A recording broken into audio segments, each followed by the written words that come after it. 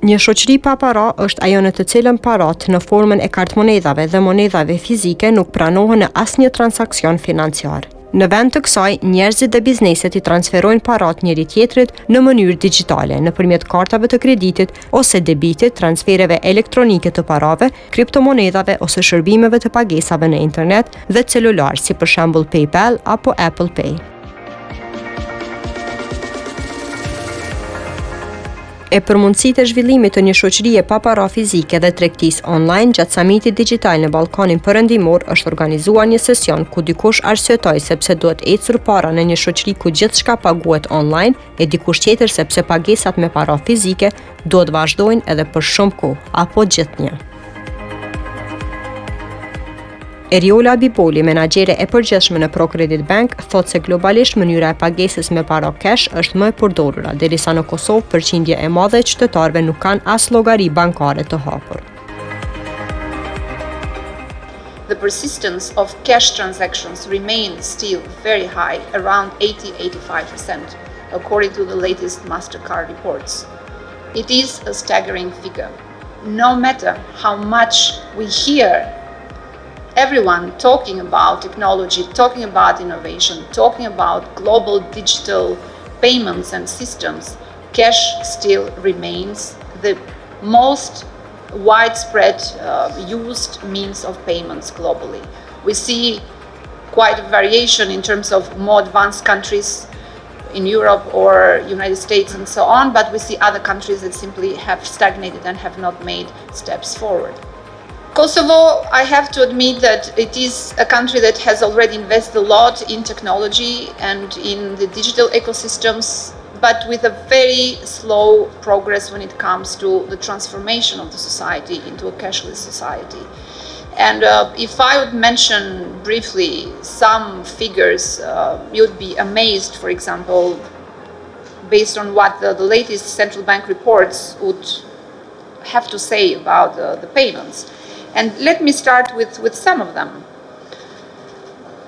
Retail payments initiated by the consumers amount around 214 million, out of which 97% happen in cash in Kosovo.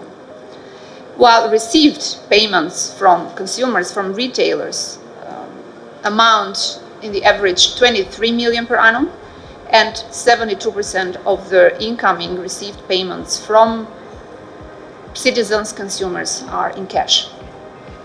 This is our reality. And in Kosovo, for example, it is only 50 to 60% of the population that is reportedly having a bank account, while the rest of the population not yet has a bank account. And 61% of retail customers are reported not to have a bank account.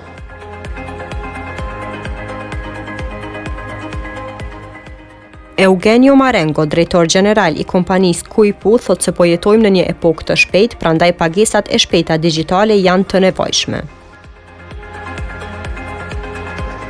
And that is where I think is the first point of where that we can help to understand how we can speed up that adoption a bit more. So more concretely, for example, nowadays this new generation, Z or millennials, it's about also timing. They want everything fast. We are living in a fast society, right? And that means that also starting from a card which we personalize also here, and we can be having a good time to market. But ultimately, we are also issuing digital cards, instant issue digital cards, because that is immediately you can have access to your funds and you can already start to transact. So it's about an ecosystem, it's a digital ecosystem, and that is where we are contributing to also build up. And what is this ecosystem about? So first of all, it's about, as I say, also we heard from before, so the onboarding of the customers, right, also digitally, and that is one side. The second part is we need to allow them to access their funds and transact already. So we have been working, and you mentioned about the wearables, but more concretely also here in Kosovo about NFC, so wallets, so the possibility actually to pay with your mobile, right?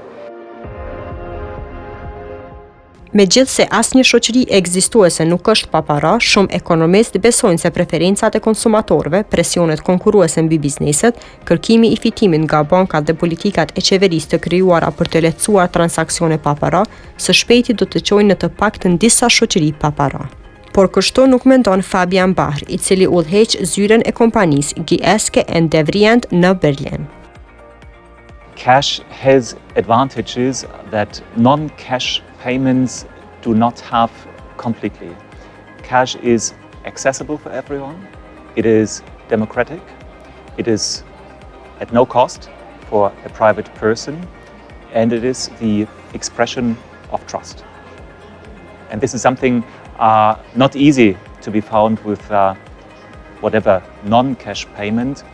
But altogether, I don't think it's a question if there is cash or no cash.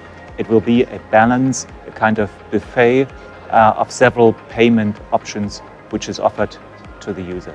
Some of the advantages that cash has, what other means of payment do you have to do your payments anonymously? Cash is the most obvious option to do that. How can you teach little children to control their spending? You use cash. And this is why a cashless society is not something that I would see in the next decades even. Ndërmarrësi kosovar Driton Hapqiu, i cili edhe e moderoi debatin Një shoqëri pa para fizike dhe tregtia online, tregon lidhur me rreziqet apo sfidat e një shoqërie pa para. Po ashtu ai tregoi se a është e gatshme shoqëria jonë të funksionojë pa para cash. Rreziku i parë është që na ende thash tradicionalisht ende jemi duke përdorur cashin. Baza e cashit është ndërtuar mbi premisat e një ekonomie jo formale. Edhe mos adoptimi i cashless apo digitales, valutave elektronike, nuk kupton që shoqëria ende qarkullon me para në dorë. E dyta është që shoqëria duhet me mësu edhe me e trajtu temën e kalimit nga një shoqëri me para në dorë në një shoqëri tjetër. U përmend shembulli i Sunny Hill Festivalit, se ke një shembull i mirë se gjatë 3 ditëve të festivalit e patëm komplet, domethënë cashless ose pa para, një festival që funksionoi për mrekulli. Tjetër sfidë është siguria e transaksioneve, siguria e infrastrukturës dhe sfida gjithsesi ndoshta më e madhe është që ne nuk jemi ende në hartën e lojtarëve të mëdhenj sikur Apple Pay, Google Pay, për me mujt me integru gjitha shërbimet në transaksionet elektronike. Parafolësit në panelet cekën që infrastruktura është teknike, cekën që gjenerata Z, millennials janë të gatshëm për me adaptu, mirë për anën tjetër e tregun edhe sfidën që tregtuesit, tregtarët, shitoret, marketet duhen më shumë me shty agjendën e pagesave digjitale, pagesave elektronike, në mënyrë që edhe shfrytëzuesit me i adoptu. Shoqëria, besoj, nuk është ende e gatshme, teknologjia është e gatshme, kemi raste të mira, po me siguri do të merr kohë derisa të kalojmë më shumë në tregtim elektronik.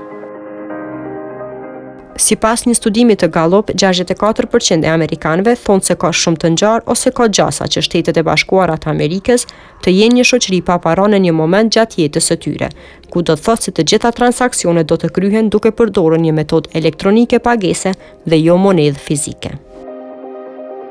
Ndërkohë, sipas World Economic Forum, qeveria japoneze po përgatitet të prezantojë një sistem për kompani që të paguajnë paga në mënyrë digjitale, pa kaluar nëpër llogari bankare deri në pranverën e vitit 2023.